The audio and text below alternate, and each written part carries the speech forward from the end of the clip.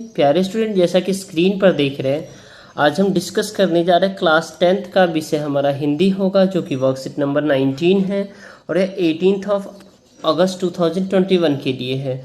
तो प्यारे बच्चों, पिछले दिनों हमने नेताजी का चश्मा पाठ का सामान्य परिचय एवं नेताजी के नारे तथा नगर पंचायत के कार्यों के बारे में जानकारी प्राप्त की थी। तो चलिए आज हम उससे आगे पढ़ते हैं और देखते हैं कि लेखक हमें और क्या जानकारी देते हैं। ठीक है, तो गद्यांश पढ़कर हमें पूछे गए प्रश्नों का उत्तर देना है। तो चलिए स्टार्ट करते हैं प्यारे स्टूडेंट। पूरी बात तो अब पता नहीं, लेकिन लगता है देश के अच्छे मूर्तिकार की जानकारी नहीं होने के और अच्छी मूर्ति की लागत अनुमान और उपलब्ध बजट से कहीं बहुत ज़्यादा होने के कारण काफ़ी समय उहापोह और चिट्ठी पत्री में बर्बाद हुआ होगा। यानी जो पूरी बात जो है ना डियर स्टूडेंट, अब पता नहीं, यानी जो मूर्तिकार की जानकारी होने के कारण और अच्छी मूर्तिकार की लागत अनुमान, तो देश में जो है ना अच्छे मूर्तिकार की जानकारी और अच्छे मूर्तिकार के लागत के अनुमान के बारे में पता नहीं है।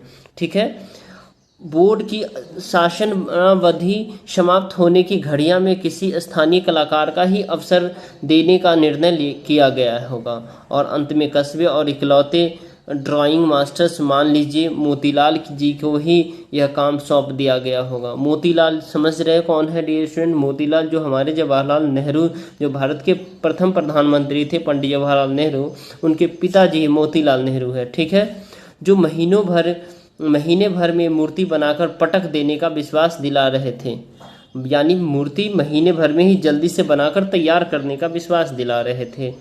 जैसा कि कहा जा चुका है कि मूर्ति संगमरमर की थी। कैसी थी? मूर्ति संगमरमर की थी। टोपी की नोक से कोट की दूसरी बटन तक कोई 2 फुट ऊंचा, जिसे कहते हैं बस्ट, और सुंदर थी। नेताजी सुंदर लग रहे थे, कुछ कुछ मासूम और कमसीन फौजी वर्दी में मूर्ति को देखते ही दिल्ली चलो। यानी नेताजी कैसे लग रहे थे? कमसीन, यानी कम उम्र के दिख रहे थे। ठीक है, फौजी वर्दी में मूर्ति को देखते ही दिल्ली चलो और तुम मुझे खून दो और मैं तुझे आज़ादी दूंगा। ये समझ रहे हैं डियर स्टूडेंट? ये नेताजी कौन है? हमारे नेताजी सुभाष चंद्र बोस है, जिनका जन्म बंगाल प्रांत के कटक जिले में 23 जनवरी 1897 में हुआ था। उन्हें बंगाली बाबू भी कहते थे और वे पढ़ने लिखने में बहुत अच्छे थे और हर परीक्षा में अपनी कक्षा में प्रथम आते थे। ठीक है, उन्होंने आईसीएस से त्यागपत्र दे दिया था और देश गुलाम रहने तक शादी न करने की प्रतिज्ञा की थी। तो ये बात उन्हीं जो है ना सुभाष चंद्र बोस के बारे में है, याद आने लगते हैं। इस दृष्टि से यह सफल और सराहनीय प्रयास है। केवल एक चीज की कमी थी जो देखते ही खटकती थी, नेताजी की आंखों पर चश्मा नहीं था। क्या था? नेताजी की आंखों पर चश्मा नहीं था। चश्मा तो था लेकिन संगमरमर का नहीं था, एक सामान्य सचमुच इसके चश्मे का चौड़ा वाला फ्रेम मूर्ति को पहना दिया गया था। यानी सेम वैसे ही डम्मी जो है ना, क्या हुआ, मूर्ति को पहना दिया गया था। हालदार साहब काफ़ी पहली बार जब इस कस्बे से गुजर रहे थे तो चौराहे पर पान खाने के रुके, तभी उन्होंने इसे लक्षित और उनके चेहरे पर कौतुक भरी मुस्कान फैल गई। और यह भाई आइडिया भी ठीक है, मूर्ति पत्थर है लेकिन चश्मा रियल है। मूर्ति ऐसा पत्थर है लेकिन चश्मा क्या है? रियल है। तो इसमें कमसीन का छोटी उम्र होता है, उहापोह यानी अनिश्चित की स्थिति में मन में उठने वाला द्वंद्व और शासनावधि सरकार की आदेश का समय, और रियल यानी वास्तविक, और आइडिया मतलब विचार। ठीक है, अब देखिए इसमें बेहद ही आसान से प्रश्न पूछे गए हैं। नेताजी की मूर्ति बनाने में देरी क्या कारण थे? तो इस सभी प्रश्न का एक एक करके आंसर देखते हैं। आइए, उसके साथ साथ ये गतिविधि भी देखेंगे। नेताजी का नाम सुनकर या उसकी मूर्ति तस्वीर देखकर उनके प्रति आपके मन में किस प्रकार की तस्वीरें उभरती है।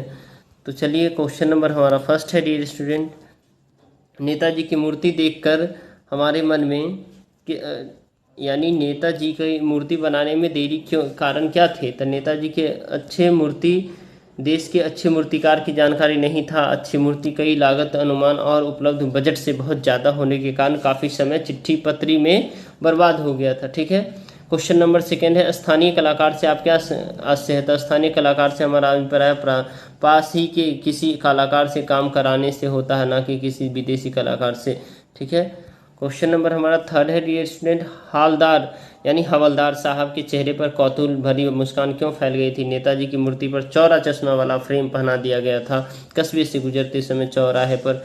इसे देखकर हालदार साहब से चेहरे पर कौतूहल भरी मुस्कान फैल गई थी।